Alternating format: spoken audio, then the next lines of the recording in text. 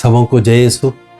प्यारे भाई और बहनों, आज हम प्रकाश के चौथे रहस्य पर मनन चिंतन करेंगे, प्रभु यीशु का रूपांतरण।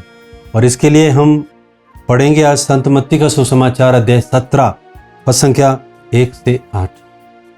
6 दिन बाद ईसा ने पेतरुस, याकूब और उसके भाई योहन को अपने साथ लिया और वह उन्हें एक ऊंचे पहाड़ पर एकांत में ले चले।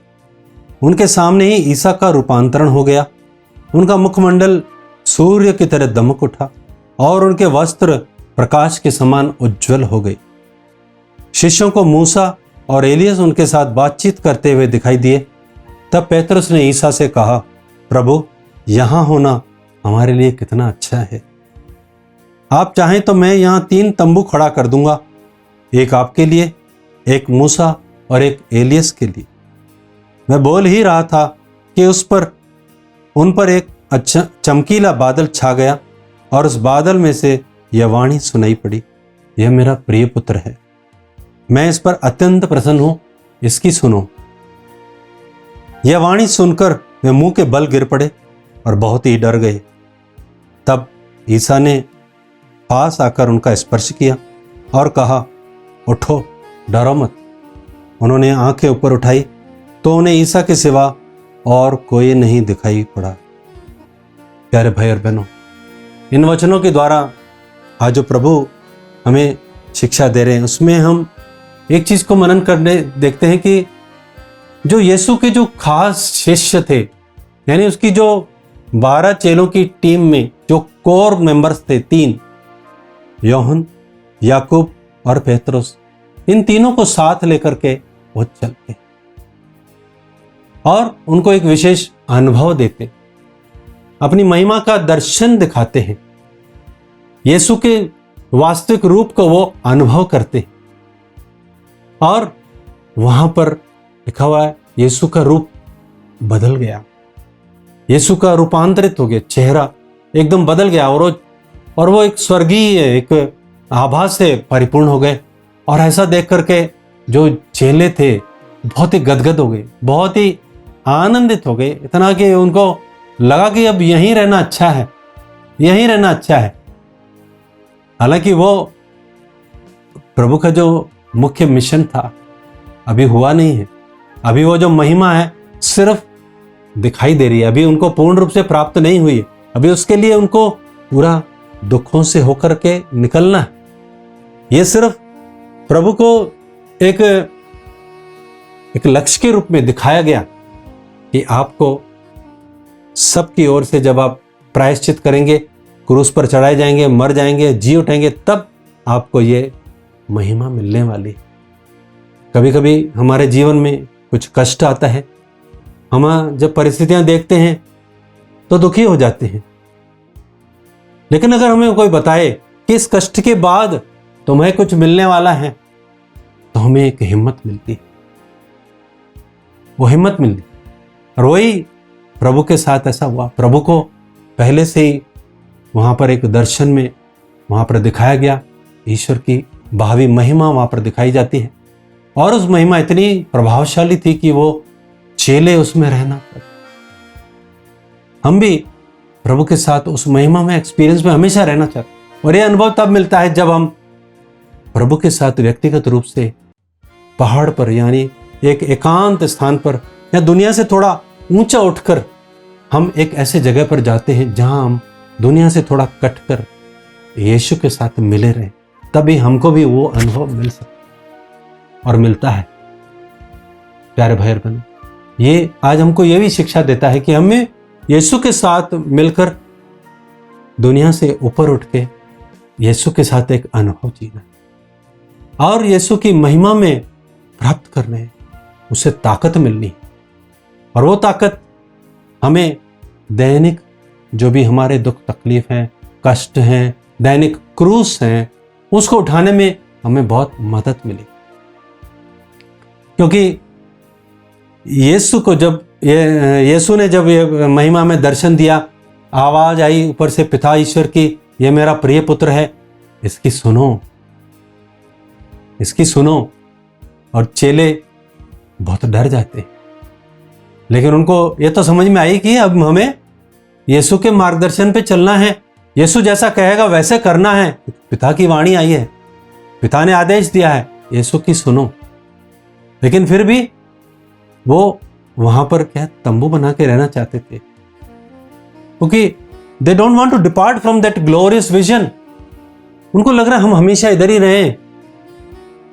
लेकिन प्रभु ने तुरंत उस दर्शन को खत्म करके बोला, नीचे उतरो, नीचे उतरो। और जब मार्ग में जा रहे थे तब उनको प्रभु यीशु बोलते हैं, इसमें लिखा है, उसी तरह मानव पुत्र भी उनके हाथों दुख उठाएगा। यीशु अपनी रियलिटी को जानते थे, उनको दुख उठाना जाना है। वो यही रियलिटी चेलों को भी दिखा रहे हैं कि हमेशा ग्लोरियस अनुभव नहीं मिलेगा, हमेशा स्वर्गिक अनुभव नहीं मिलेगा, हमेशा हम प्रार्थना में बने नहीं रहेंगे। लेकिन प्रार्थना में शक्ति प्राप्त करने के बाद हमें इस जीवन के दैनिक कष्टों को, दैनिक क्रूस को उठा के चलना है। उसके लिए हमें बल जरूर मिलेगा, लेकिन हम हमेशा के लिए हम पहाड़ पर नहीं रह सकते। हम एक एकाकी जीवन नहीं जी सकते, एकाकी जीवन नहीं जी सकते दुनिया से हटकर। नहीं, मुझे दुनिया पसंद नहीं है, नहीं मुझे परिवार पसंद नहीं है, नहीं मुझे समुदाय पसंद नहीं है, I want to be alone, अकेला रहना चाहता हूं मैं। नहीं, मैं और मेरा ईश्वर। मैंने जानता हूं एक व्यक्ति को, बहुत अच्छा प्रार्थना वाला, बहुत ज्यादा प्रार्थना करके बाइबल पढ़ने वाला, लेकिन अकेला रहता था। जब मैंने बोला उसको, आप चर्च जाते हैं? अरे नहीं, चर्च में मेरे को नहीं जाना, मैं और मेरा प्रभु बस, मैं आनंद में है, मैं उसके वचन को पढ़ता हूं और आनंद में रहता हूं। This is not a real Christian life my dear brothers sisters. ये सच्चा मसीही जीवन नहीं है। सच्चा मसीही जीवन है ईश्वर के साथ प्रेम से संयुक्त रहना, ईश्वर को पूरे हृदय से, पूरे मन से, पूरी शक्ति से, पूरी आत्मा से प्यार करना, और अपने पड़ोसी से अपने समान प्यार करना। जब तक ये सर्किट कंप्लीट नहीं होता, हमारा प्रार्थना करना बेकार है, हमारा वचन पढ़ना बेकार है। अगर आपके अंदर फुल वोल्टेज आ गया, फुल वोल्टेज, और आपको नीचे से अर्थ नहीं मिला, आपका वोल्टेज बेकार है, आपका वोल्टेज बेकार है। हमारे घर के जितने भी यंत्र हैं दो चीजों से चलते हैं, फेस और न्यूट्रल दोनों। न्यूट्रल अर्थ से रिलेटेड है और फेस पावर हाउस से रिलेटेड है।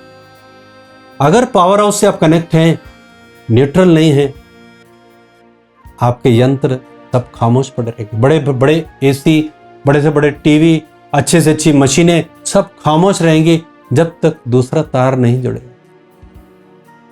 प्यारे भाई और बहनों, आज का ये वचन हमें ईश्वर से जुड़ना और धरती से जुड़ना हमको सिखलाते हैं। और धरती से जितना प्यार है, लोगों से जितना प्यार है, ये हमारा एक मीटर है जिसके द्वारा पता चलता है कि हमें ईश्वर से कितना प्यार है। महान प्रचारक बिली ग्राहम अपनी पुस्तक प्रसन्नता का रहस्य में एक उदाहरण देते हैं। ईश्वर से आपको कितना प्यार है कैसे पता चलेगा? उन्होंने एक मीटर का उदाहरण दिया।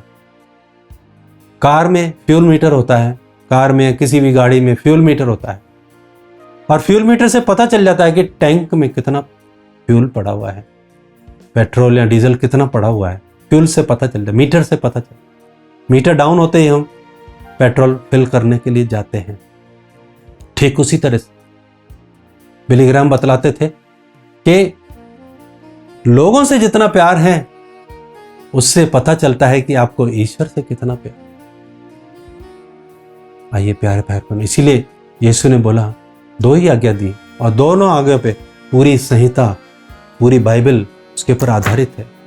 इसीलिए हमारी कलीसिया पे दो बातों पर ज्यादा जोर दिया गया, ईश्वर को प्यार करो और अपने पड़ोसी को अपने समान प्यार करो। आइए प्यारे भाई बहनों, इन शब्दों पर मनन चिंतन करते हुए आज हम प्रार्थना करें प्रभु से, प्रभु हमें रोज एक ऐसा अनुभव दीजिए कि हम आपसे जुड़े रहें और आपके द्वारा शक्ति पाकर, आपके प्यार को पाकर हम अपने पड़ोसियों को, विशेष रूप से अपने परिवार वालों को प्यार कर सकें। आमीन।